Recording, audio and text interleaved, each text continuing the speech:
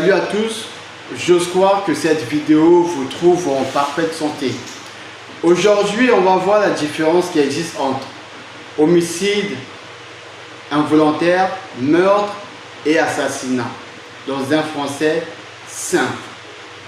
L'assassinat, c'est lorsqu'une personne tue une autre personne avec préméditation.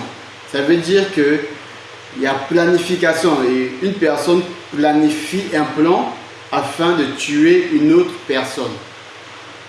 Le meurtre, quant à lui,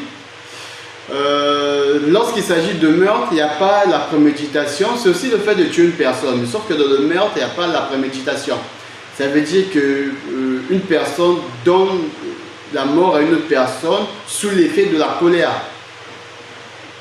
L'homicide involontaire, par contre, c'est le fait de tuer une personne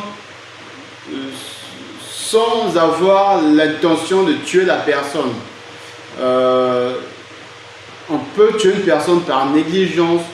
Je prends l'exemple simple d'un conducteur qui conduit tellement vite que par imprudence, il ramasse un piéton et ce dernier meurt.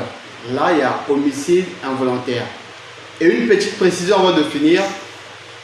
Ici, de préciser que le meurtre et l'assassinat sont des crimes, mais l'homicide involontaire n'est pas un crime, c'est un délit. Merci. Salut à tous. J'ose croire que cette vidéo vous trouve en parfaite santé.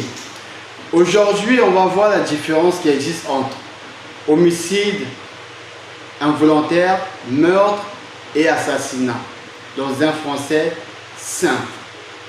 L'assassinat, c'est lorsqu'une personne tue une autre personne avec préméditation.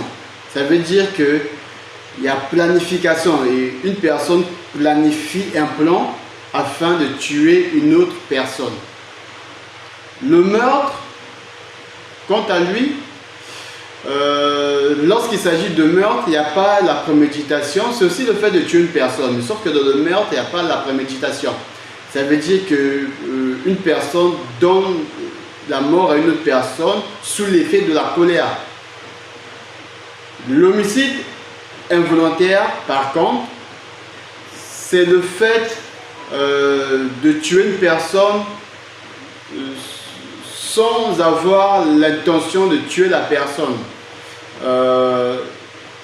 On peut tuer une personne par négligence. Je prends l'exemple